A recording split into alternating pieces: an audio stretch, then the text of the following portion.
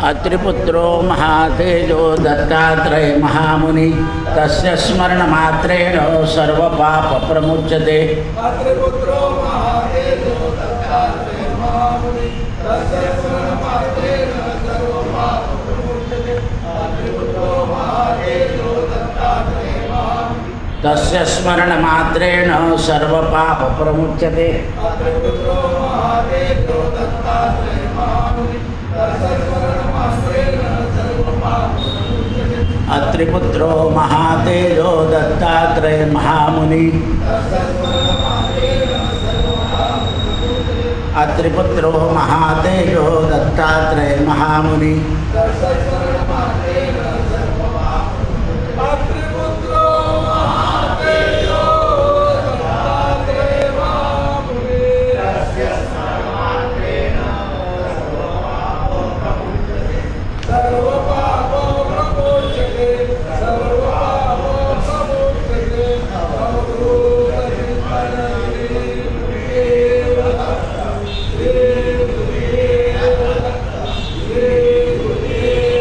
श्री राम जय जय राम। श्री राम जय राम।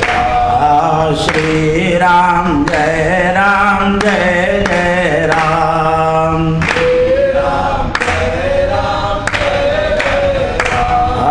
श्री राम जय राम जय राम।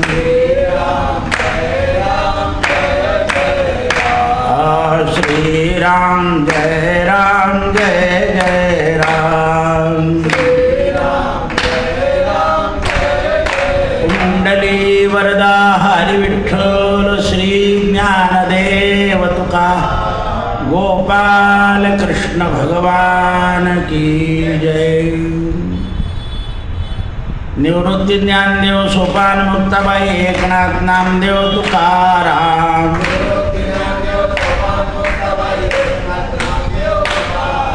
निवृत्ती ज्ञानदेव सोपान मुक्ताबाई एकनाथ नामदेव तुकाराम।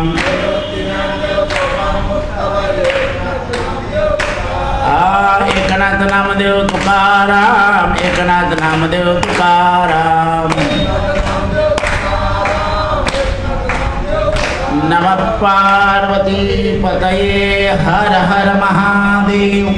सीताकांत स्मरण जय जय जय रघुवीर। श्री गणेशाय नमः। श्री सरस्वत्यै नमः। श्री गुरुभ्यो नमो नमः। महर्षी व्यास सुखदेवांना सांगतात, हे पुत्रा, तुला मी जो उपदेश दिला आहे त्या उपदेशानुसार तू आचरण कर आणि लोकांची जी कर्मभूमी आहे ती पवित्र कर। हा काय उपदेश आहे? कारण जीव जन्माला येतो ती जन्मभूमी आणि जिथे कर्म करतो ती कर्मभूमी। तू लोकांची कर्मभूमी पवित्र कर शब्द आहे। म्हणजे मी जे ज्ञान शिकवलं आहे हे जगाला सांगून भूमी पवित्र कर। कारण लोक अपवित्र कर्म करतात म्हणून भूमी अपवित्र होते।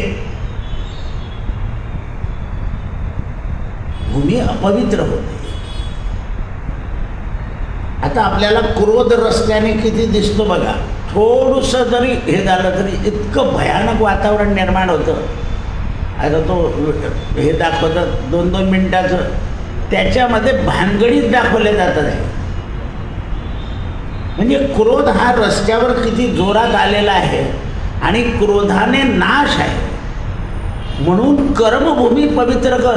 तर कर्मभूमी ही ज्ञानाने पवित्र होते, नाही ज्ञानेन।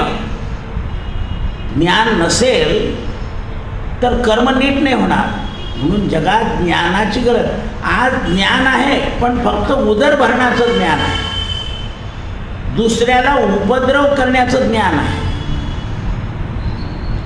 म्हणून ते म्हणतात तू कर्मभूमी दिव्य कर आणि पुरुषांना शुभ कर्माचं ज्ञान दे. कालरूपी हा सर्प सगळ्या ऋतूमध्ये डसणार आहे.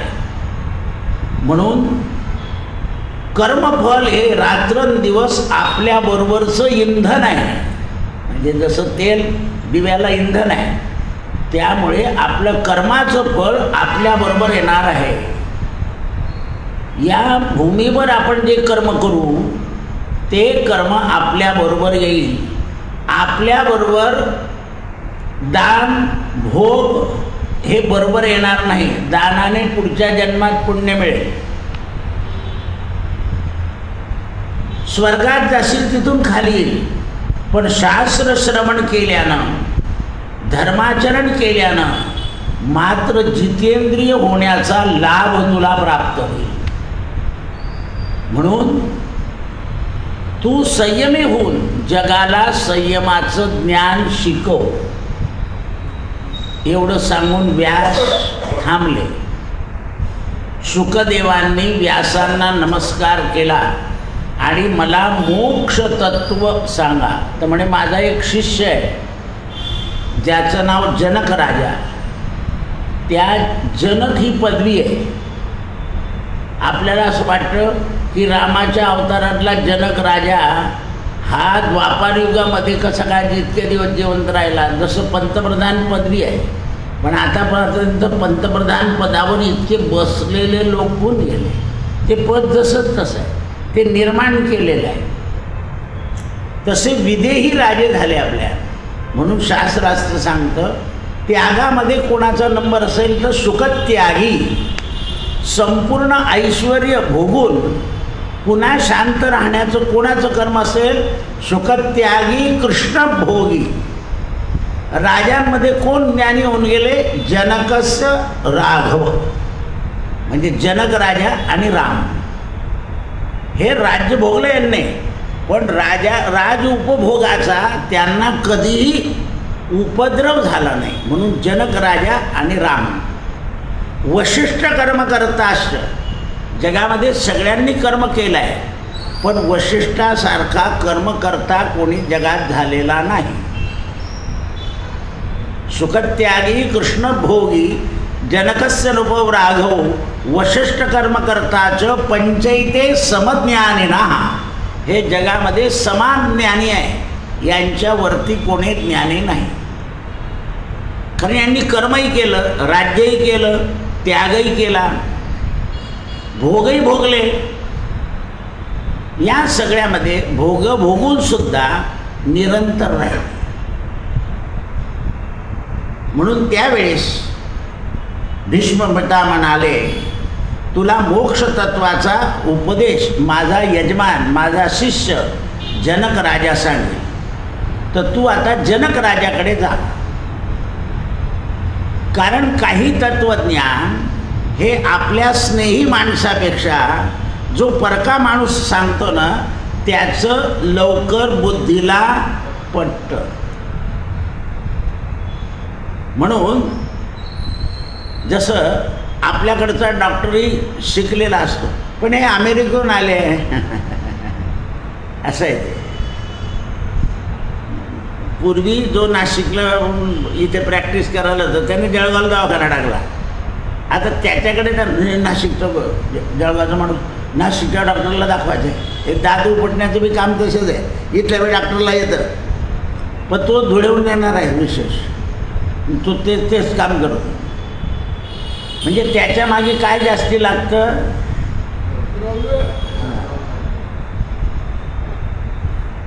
असे हे लक्षात आलं पाहिजे. त्यागी मनुष्य जो असेल तोच योग्य काम करतो. लोभी मनुष्य जगामध्ये कोणतंच काम नीट करू शकत.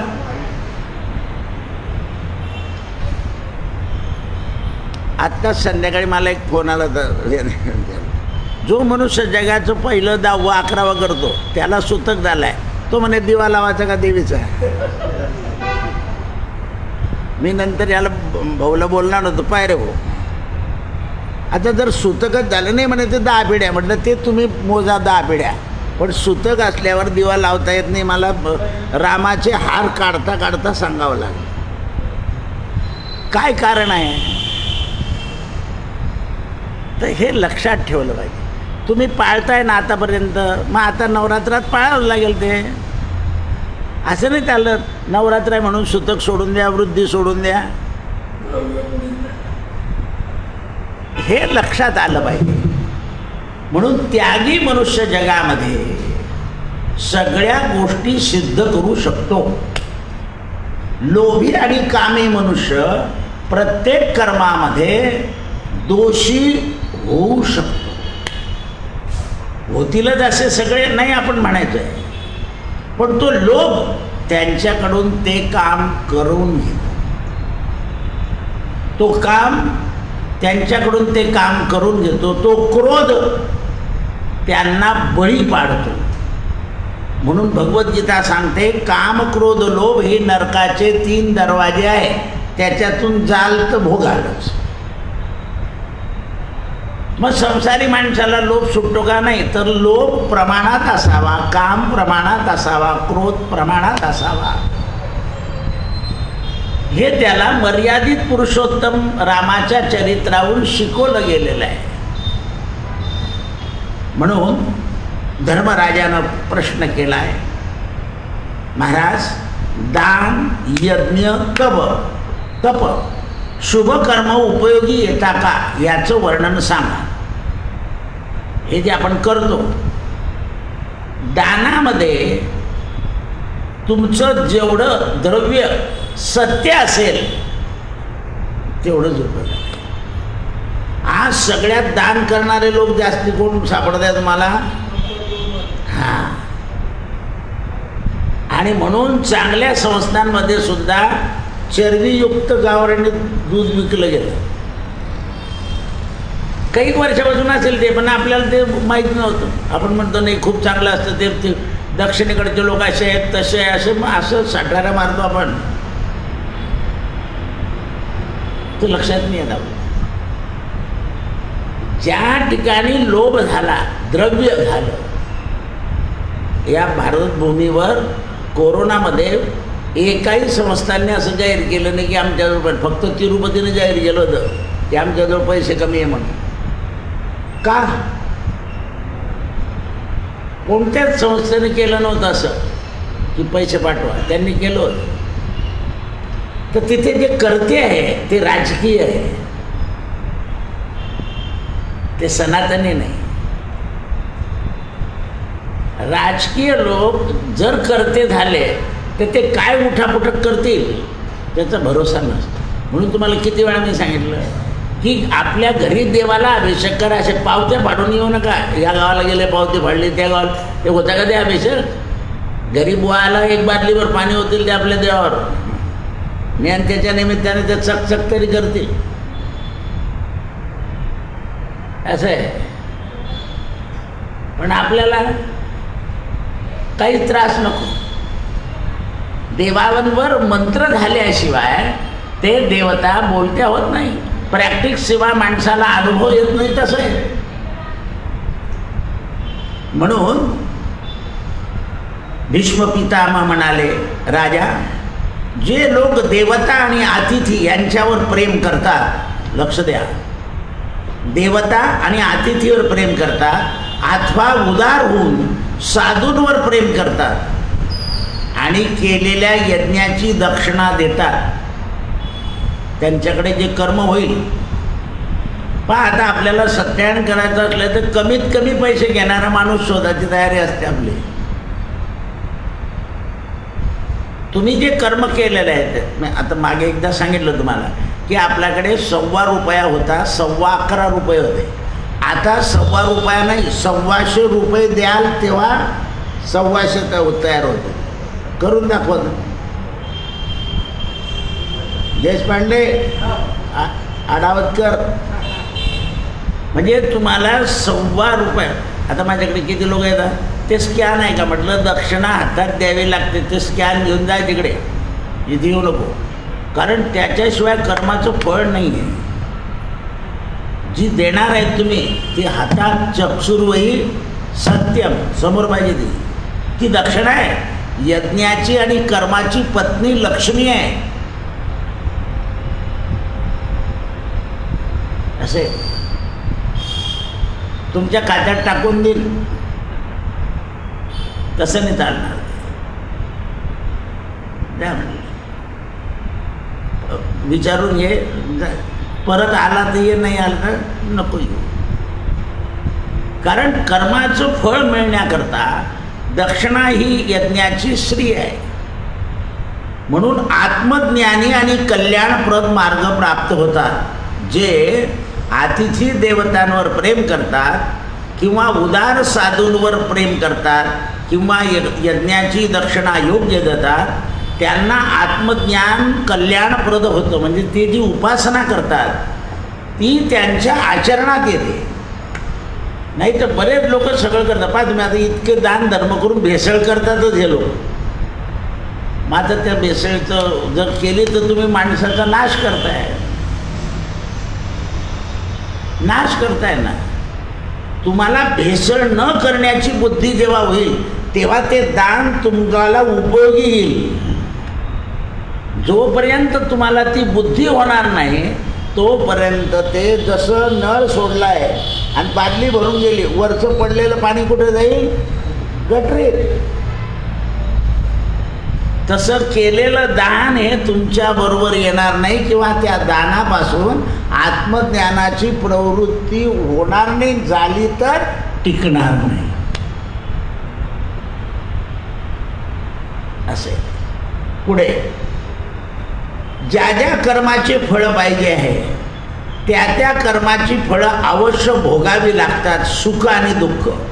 मनुष्य शुभाशुभ कर्माच्या द्वारानं सुखदुःखाचं विधान आपल्या हाताने तयार करतो. मग तुम्ही दुःखाची जास्ती केले तर त्याच्यात अटकून जाल, सुखाची केले तर सटकून जाल. मग अटकायचं आहे का सटकायचं आहे? आत्ताच आम्ही दोन्ही जण येता येतं म्हणलं अरे देवाने केलं ते चांगलं केलं, आपल्याला अटकायला जागा नाही ठेवली. असं आहे. मनुष्य कुठेतरी अटकतो. स्त्री, पुत्र, नातू, परिचय. दुःखी पुत्र असले तरी मनुष्य अटकून जातो, दुराचारी असले तरी अटकून जातो, समंजस असले तर सटकून जातो. काय बोललो आपण? समंजस म्हटलं का? म्हटलं उडते पाखरू आहे, काही चिंता नाही. उडते पाखरू आहे. म्हणून ते म्हणतात मनुष्याने शुभशुभ कर्माने सुखदुःखाचं विधान केलं आहे. आता आपलं हे सुखदुःख कालही सांगितलं होतं.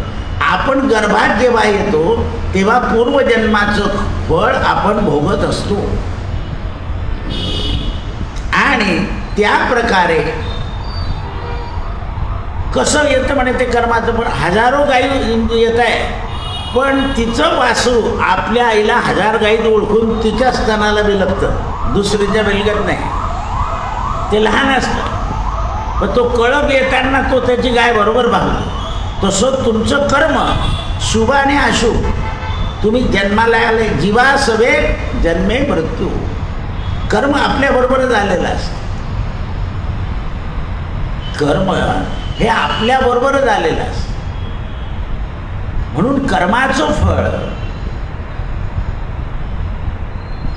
हे आपल्याला मिळतं. शुभ कर्माचंही मिळेल, अशुभ कर्माचंही मिळेल. म्हणून ते म्हणतात की तो ज्याप्रमाणे आईला ओळखून घेतो त्याप्रमाणे पूर्वजन्माचं आपलं कर्म कर्त्याच्या जवळ येत असतं आणि त्याप्रमाणे आपल्याला ते जसं मळकं वस्त्र नुसतं पाण्याने जरी धुतलं तरी त्याचं पहिलं रूप निघून जातं, ते पांढरं दिसत नाही. त्याप्रमाणे आपलं कर्म जर केलं आपण तर त्याने मग कर्म कोणत्या कर्मात? तर देहाला तापवायचं कर्म करायचं म्हणजे व्रत, उपोषण. त्या तपानं आपलं चित्त जे आहे ते शुद्ध होत जातं. जो आपण उपास करतो त्या उपासाने आपलं चित्त शुद्ध होत जातं. शुद्ध म्हणण्यापेक्षा स्वच्छ होत जातं आणि दीर्घकाल ते अनंत सुख करतं. म्हणून तपे विण दैवत, दिदल्या विण प्राप्त, गुजे विण हित कोण सांगे. म्हणून त्यावेळेस त्याला दीर्घकालीन तप म्हटलं आहे आणि त्या तपाने पाप दूर होतं. जसं सोनं वापरलं की मलिन होतं, त्याला अग्नीत टाकलं की मळ जसा नाश पावतो, त्याप्रमाणे तपानं पाप नष्ट होतं. म्हणून घरातल्या स्त्रिया स्वयंपाक करेपर्यंत काही खात नाही, कारण तो देवाचा नैवेद्य होईपर्यंत काही न खाणं, पेय पिऊन येतात पण खात नाही काही, ते त्यांचं तप होतं. तेवढ्या वेळात देह शुद्ध होतो, चित्त शुद्ध होतं. म्हणून त्यांच्या कामना सिद्ध होतात. मग अशा ज्या स्त्रिया असतात त्यांच्या कामना पटकन होऊन जातात आणि त्याचप्रमाणे दुसऱ्या स्त्रिया करतात देवाचं, आणि ते नाश्ता करून येतात मग स्वयंपाक करतात, त्यांचे काम होत नाही. त्यांनी ते तो बुवा कोणता त्याचे सोमवार केले आणि त्यांचं काम होऊन गेलं, आमचं नाही झालं. ते कधी मध्ये पित्तर पाठा आला होता म्हणून नाही झालं. म्हटलं नाही, तसं नाही आहे. त्याने करताना ते व्रत तसं पाळून केलं. कोणतंही व्रत करताना परान्नम वर्जम, परनिंदा वर्ज, हे गोष्ट वर्ज करायचं आहे. म्हणून उपास असेल तर कोणाच्या घरी सोडायचं नाही. म्हणून आपले वैष्णव एकादशीला आणि चतुर्थीला लग्न ठेवत नाही, कारण येणाऱ्या माणसाला हे व्हायला नको ना, तो विनमुख जायला नको. काही लोक म्हणतात साबुदाण्याची वेळा ठेवा, ती काही अंदाजाने केली जाते, संपून जाते. म्हणजे गाव जेवणाचं माणूस नाही गोड खाता येत तो वरण भात तरी खाऊन घेतो, भाजी पोळी खाऊन घेतो, असं आहे. हे लक्षात आलं पाहिजे. म्हणून राजा दीर्घकालीन अनंत सुख त्याच्याने प्राप्त होतं. म्हणून दीर्घकाल करणारे तप करणारे ऋषी लोक झाले, त्यांनी आपले पाप सोडले, त्यांच्या कामना सिद्ध झाल्या. ज्याप्रमाणे आकाशामध्ये पक्षी उडतात समुद्रावरून नदीवरून, तर ते उडता उडता सुद्धा पाण्यामध्ये खाली मत्स्य कुठे असं पाहतात. मग त्या द्वारकेला जाल तुम्ही किंवा इकडे जाल तर नावेमध्ये बसल्यावर ते पक्ष्यांना असं अन्न फेकलं की ते बरोबर धरतात. पण ते पाण्यावर उडता काय आहे तर खाली जर दिसली तर वरतून खाली येतात आणि पटकन तिला उचलून घेतात.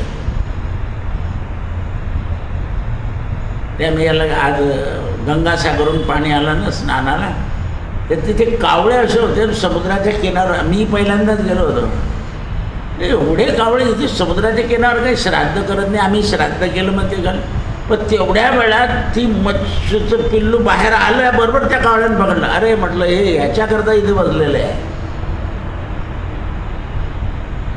असं आहे, भरपूर कावळे आहेत तिथे. जसं मुंबईला कावळेच कावळे आहे, नाही असं सापडतच नाही कुठे. म्हणून त्यावेळेस कामना सिद्ध होतात. पुण्य करणारे लोकांना गती लगेच प्राप्त होते आणि खोटं काम करणाऱ्यांना दुर्गती ही अहितकारक आहे. म्हणून कर्मच महत्त्वाचं आहे. राजानं दुसरा प्रश्न विचारला. राजा म्हणजे धर्मराजा. दादाजी, व्यासांनी महातपस्वी धर्मात्म्या सुखाचा जन्म कसा घडवला आणि का घडवला? व्यास हे त्रिकाल ज्ञानी आहे. त्यांनी पांडवांचा वंश सुद्धा वाढवला, नाही वंश संपणार होता. त्याच व्यासांनी कलियुगाचा विचार करून एकच वक्ता असा बनवीन मी की तो जगात कलियुग संपेपर्यंत त्याच्या नावाने ज्ञान चालेल. सुखदेव सांगतात राजा परीक्षित. बस एकच वक्ता आहे. त्याच्यामध्ये अनेक वक्त्यांची नावं आली, पण सुरुवातच वक्ता असं करतो. सुखदेव सांगतात राजा परीक्षिता. हे लक्षात आलं पाहिजे.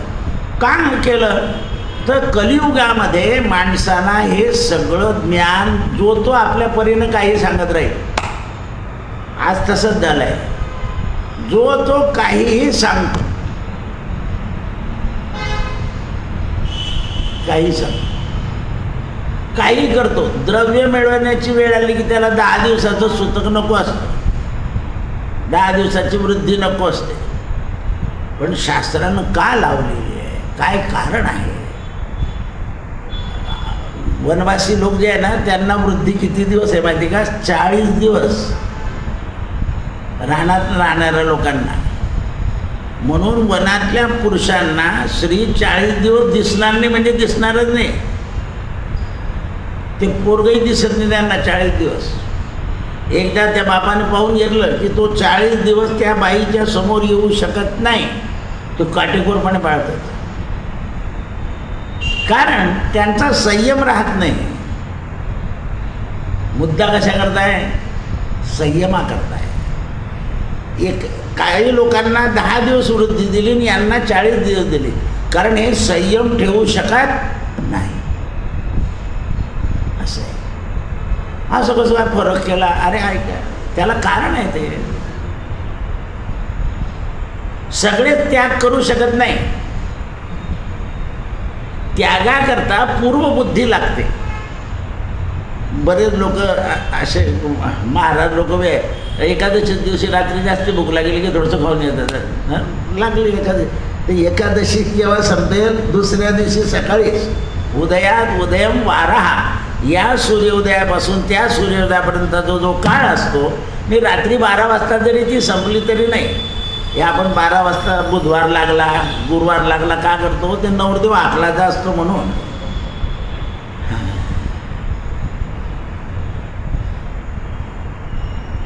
असं आहे. नाही तर रात्री ब्रिटिशांनी तारीख बदलवली, आपला वार रात्री बदलत नाही. काही बाया म्हणतात माझं सोमवार लागून जाईल, उद्या बाई सोमवार सकाळी लागेल जेव. असं आहे. म्हणून ते म्हणतात, भीष्म म्हणाले शुकदेवांच्या जन्माचा वृत्त म्हणजे योग प्रभाव आहे. अज्ञानी लोकांना समजणारा नाही. शुकांचा जन्मच आहे, योग प्रवाह आहे, योगानं प्राप्त झाले. म्हणून मेरू पर्वतावर एकदा शंकर आणि पार्वती हे आपल्या भूतगणासह फिरत असताना पर्वत राजाची पुत्री देवी पार्वती हिनं व्यासांना तपश्चर्या करताना एका पर्वतावर पाहिलं. आणि ती म्हणाली, भगवान शंकराला व्यास स्वतः तपश्चर्या करताय. सगळं वेद शास्त्र पुराण सगळं झालं. व्यास गादी म्हणून एक गादी आहे हिमालयामध्ये, तिथे तीव्र तप करत बसलेलं. म्हणत चला, एवढा महापुरुष तप करतोय याचा अर्थ त्याला जगाची काळजी असली पाहिजे. ही शुद्ध माता आहे बरं, हिला शुद्ध माया म्हणतात. जिने ओळखून घेतलं व्यास कशा करता तप करताय. द्वापार युग संपून गेलेलं आहे आणि आता हे तप करताय. कारण कलियुगात तप कोणाचं शक्य नाही. जे तप करतील ना ते त्याची जाहिराती करतील. 1008, 108 लोकांना अग्नीमध्ये बसून दाखवतील, थंड पाण्यात बसून दाखवतील. द्वापार युगापर्यंत असं नव्हतं. जे करायचे ते करायचेच. मग हे कलियुग लागल्यावर इतकं व्यास तप करताय, काय कारण आहे? भगवान शंकर हसले, म्हणाले पार्वती, ज्याप्रमाणे राम अवतारात मला जन्म घ्यावा लागला, कारण मला असा जन्म घेता येत नाही शंकर म्हणून, मला असं अंश अवतार घ्यावा लागतो. तर आता माझ्या अवताराची तयारी चालली आहे. कलियुगामध्ये माझ्या नावानं ज्ञान सांगितलं जाईल. आणि मग तो व्यास हे पुत्रप्राप्ती करता इच्छा करत आहे. तर आपण जाऊन व्यासांना विचारू, तुम्हाला मुलगा पाहिजे तर तुमच्याजवळ आहे काय? हो, आपल्या अनाथ आश्रमातून मुलगा आणायचा असेल तर तिथले ट्रस्टी विचारता, बा तुम्ही मुलगा घेता तर तुमचं काय म्हणे, बा जो काही नाही तुम्हाला देणार नाही ते. ज्याच्याजवळ काही संपत्ती असेल त्यालाच देतात ना. असं आहे ना.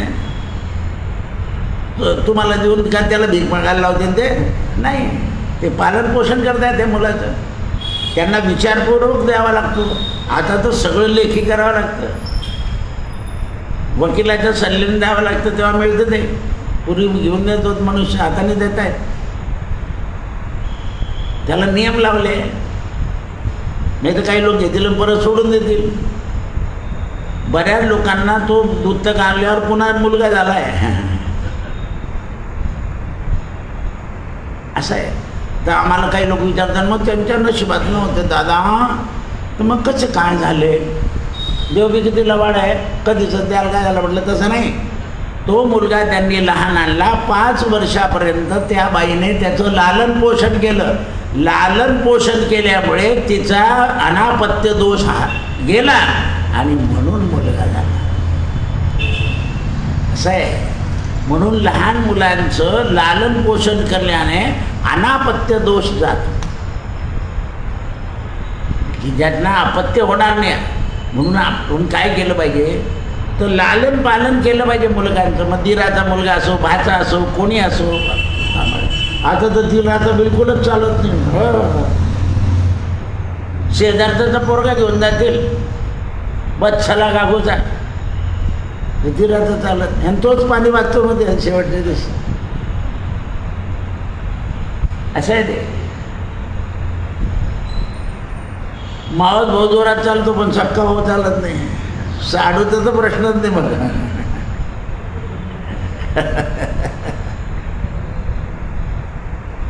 पूर्वी साडू लग्नातच भेटायचे, असे भेटत नसते. आता तर येऊनच राहतात येता जाता. म्हणून भगवान शंकर आणि कृष्णदायपणांना पर्वतावर जाऊन विचारलं, काय संकल्प आहे? अग्नी, भूमी, जल, वायू, आकाश हे तुमच्याजवळ आहे सगळं, आणि तप कशा करतात? म्हणे मला पुत्र पाहिजे, म्हणून तुमचा शिवाय नमः जप करतोय. पुत्रप्राप्तीचा मंत्र लक्षात ठेवा, शिवाय नमः. तुमच्या नशिबाने नात जावायला नसेल किंवा नातूला नसेल तर त्यांना सांगा शिवाय नमः म्हणाला. असं कोणाचाही काही मंत्र आणू नका. हे कठोर तपश्चर्या करताय तुम्ही. तेव्हा शंकरानं त्यांना मार्कंड्याचं आख्यान विचारलं आणि व्यासांनी मार्कंड्य आख्यान शंकराला सांगितलं की अल्पायुष्य मनुष्य मार्कंड ऋषी होऊन गेला तुमच्या ह्याच्याने, मग तुम्हालाच पुत्र मागितला पाहिजे. तुम्हीच योग्य पुत्र देऊ शकता.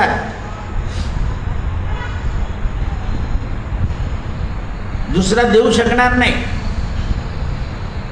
म्हणाले मग तुमच्याजवळ काय आहे तर तुम्हाला पुत्र पाहिजे? म्हणे माझ्याजवळ कृष्णचरितम 18,000 श्लोक लिहिले.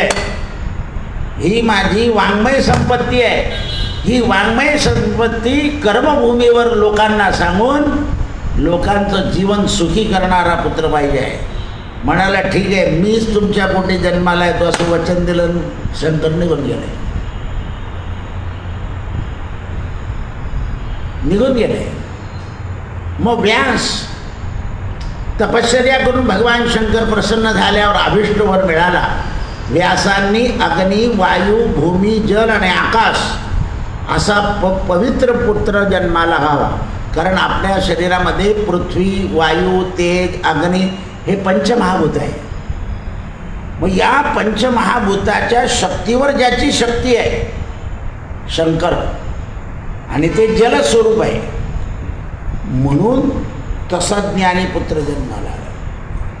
आता ज्ञानोबा बघा, ज्ञानोबा जन्माला येण्याच्या आधी आई वडिलांवर केवढं अरिष्ट होतं.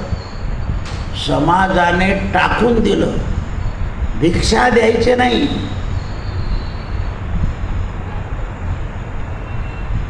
रुक्मिणी आईसाहेबांच्या वडिलांनी सुद्धा आनंदीत गावाच्या बाहेर ठेवलं, जा बाबा. का? तर पृथ्वी, आप, तेज, वायू, आकाश याची सगळी किमया झाली. ज्या दिवशी भिक्षा मिळायची नाही तेव्हा विठ्ठल पंतन आईसाहेब रुक्मिणी इंद्रायणी नदीच्या काठी जायचे. नदीचं नाव आहे इंद्रायणी, जी इंद्रियांना शांत करते अशी इंद्रानं निर्माण केली आहे. कुठून? डाकिन्याम भीमशंकरम. तर तिथे जायचे आणि भूक लागली तर वायू भक्षण करायचे. असं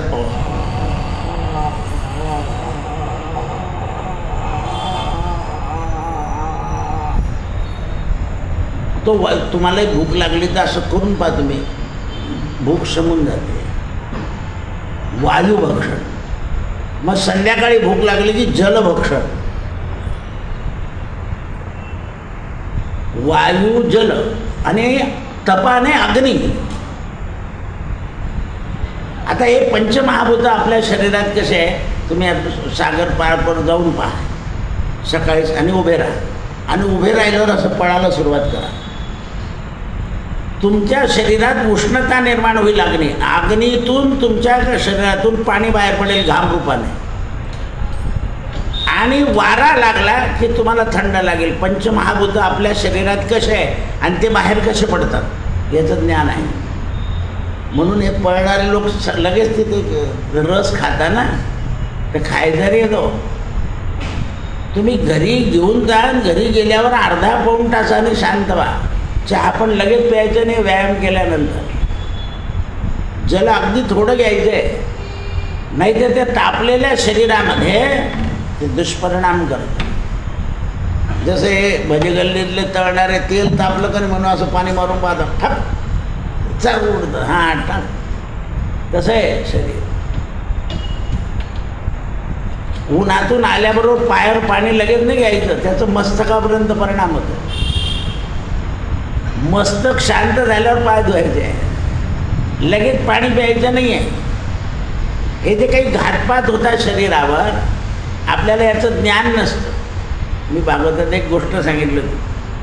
आमच्या मुलीने ते पाणी आणलं नारळाचं. आता म्हटलं येला फोडूनच दिलं, तुम्ही एकच गोट घालला ठेवून दिलं. त्यानं म्हटलं फ्रीजला ठेवून दे, कारण मी त्यावेळेला जर पाणी पिऊन लगेच इथे आलं असतं तर मला शरीर धर्माकरता मध्ये अडचण झाली असती, माझी बेचैनी झाली असती.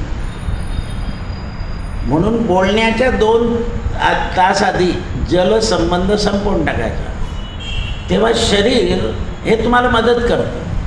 हे पंचमहाभूताने मदत केली तरच उपयोग आहे. पृथ्वी, आप, तेज, वायू, आकाश. म्हणजे पूर्वी 1:30 वाजेपासून तर 7 वाजेपर्यंत माझी मांडी मुडत नव्हती.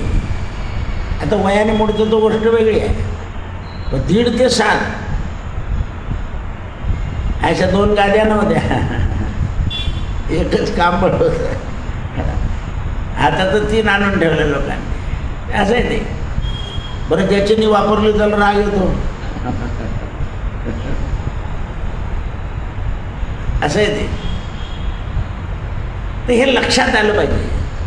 तर हे अशाने हे शरीर तापतं. आणि मग शंकराने प्रवेश केला, व्यासांनी अग्नी प्रगट केला, ते अरणी मंथन. आणि त्यामध्ये एक अप्सरा समोर आली. व्यासांचं खलन झालं आणि अग्नी आणि खलन एकत्र आले. व्यास उठून गेले, सावधान झाले. काही दिवसानंतर यज्ञातून शुकदेव प्रगट झाले. शुक म्हणजे शुद्ध ज्ञान. अगदी तरुण शरीर, केस भरपूर, पण अंगावर दाढीवर कुठे केस नाही. बालयोगी अशा लोकांना म्हणतात बालयोगी. निखळ नजर असते यांची, चावरी बावरी नसते, कोणाकडेच बघत नाही, स्थिर असतात. आणि त्यावेळेला त्यांच्या मनामध्ये ते ज्ञान प्राप्त झालं. आणि ज्ञान प्राप्त झाल्यानंतर ते बाहेर पडले. त्यावेळेला यांचा जन्म झाला आणि जन्मल्याबरोबर बाहेर पडले. व्यास, अरे पुत्रा, अरे पुत्रा. कारण वात्सल्य निर्माण झाल्यावर पुत्रस्नेह पाहिजे, माझ्याकडून प्रकट झाला आहे. तर झाडांनी उत्तर दिलं आहे व्यासांना की व्यास मुनी, तुमचा पुत्र शुकत्यागी आहे, तो तुम्हाला पिता म्हणणार नाही. ज्या वेळा प्रसंग निर्माण होईल त्यावेळा तो तुम्हाला पिता, त्याला जाऊ द्या. तर म्हणे आमचं उदाहरण पहा, आमचे फळं आमच्या समोर लोक कापून खातात, पण आम्ही परोपकाराकरता फळ देतो.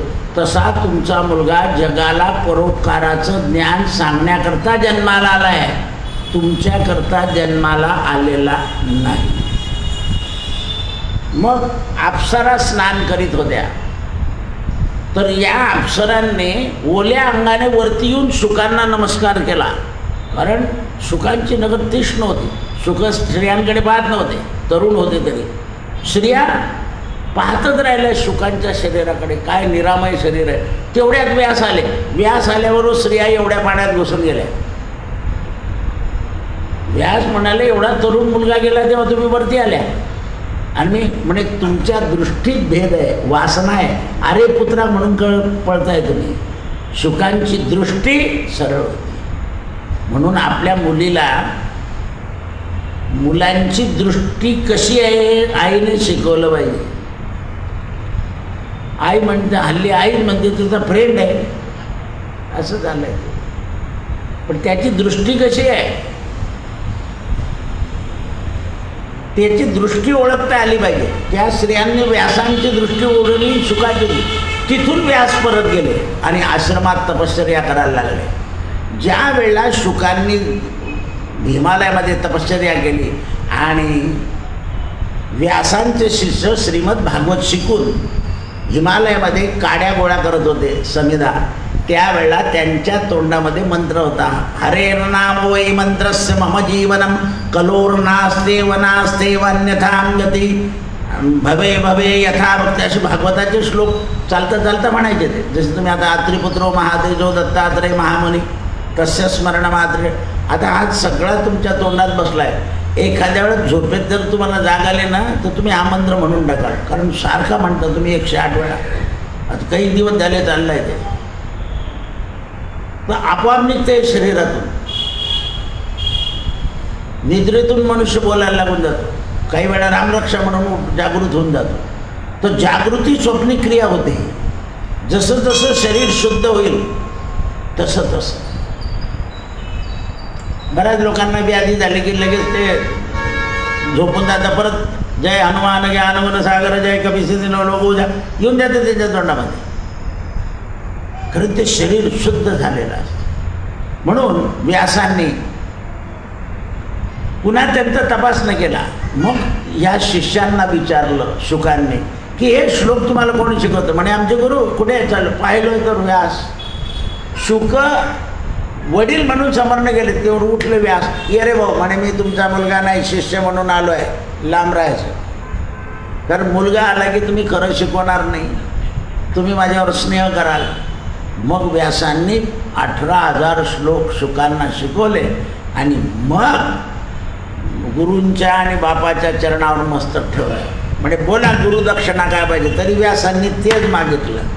म्हणे तुझं लग्न मला करायचं. म्हणे असं बाहेर आले. आपली सूर्यावरून छाया पाडली आणि छायारूपी सुख व्यासांना दिला आणि हे तपाला निघून गेले. माया.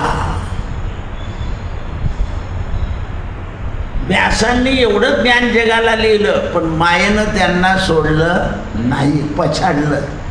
मग हे व्यासांचं उदाहरण आपल्या डोळ्यासमोर का, तर आपण हे करतो आहे हे भगवंत प्राप्तीकरता जर करत असाल किंवा द्रव्य प्राप्तीकरता करत असाल किंवा प्रसिद्धी प्राप्तीकरता करत असाल. आता एक पुष्कळ लोक कथा वाचक आहे ना, यांना कोणी पुरस्कार दिला तर लगेच घेऊन येतात. पुरस्काराकरता करू नका. 2-2, 3-3 वेळा पुरस्कार घेत आहे वेड्यासारखं. परमपूज्य म्हणून येतात, सद्गुरू म्हणून येतात आणि मग पुरस्कार कसं काय घेता येईल. देशपांडे त्या टी व्हीवर महाराज पहा तुम्ही, ते ब्रह्मज्ञान सांगतात. सगळी दाढी पांढरी मिशी काळी, लाल असा बघा. तेव्हाच लक्षात येतं ते का बरं हे पांढरं चालतं मग एवढंच का बरं काळं पाहिजे, काय त्याच्यात काय असं काय इंटरेस्ट काय आहे त्याच्यात? ब्रह्मज्ञान सांगायचं जगन मिथ्य, मग केस मिथ्य नाही का, मग त्याला का बरं काळे गेले?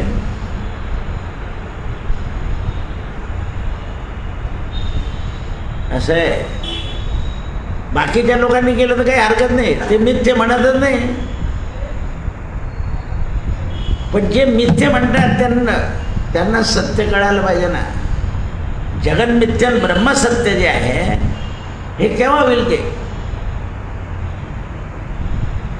जेव्हा बुद्धीमध्ये कशाकरता काळं पाहिजे म्हातारपणी तत्ववेत्या लोकांना, तर आपली छाप पडावी म्हणून. छाप तरी करायची काय? कोणाची टिकली आहे तर तुमची टिकेल. जोपर्यंत तुमचं कर्म शुभ आहे तोपर्यंत काम चालेल. कर्मात काही अशुभता आली मागच्या जन्माची की थांबून जाईल. म्हणून ते म्हणतात की अशा प्रकारे शुकदेवांनी ब्रह्मचार्य पाळलं आणि ज्ञान घेतलं आणि विचारलं की महाराज मी आता कुठे जाऊ? म्हणे जा, माझा शिष्य आहे, माझा यजमान आहे जनक राजा, त्याच्याकडे तू आत्मज्ञान शिकायला जा. आता उद्याच्या दिवशी कीर्तन आहे त्यामुळे कथा होणार नाही. परवा शुकमुनी जनक राजाच्या दरबारात येतील. कृष्णार्पणमस्तु. सत्यगुरु राये कृपा मज केली, परी नाही घडली सेवा काही. मस्तकी तो जाणा ठेवला कर, वडिला विसर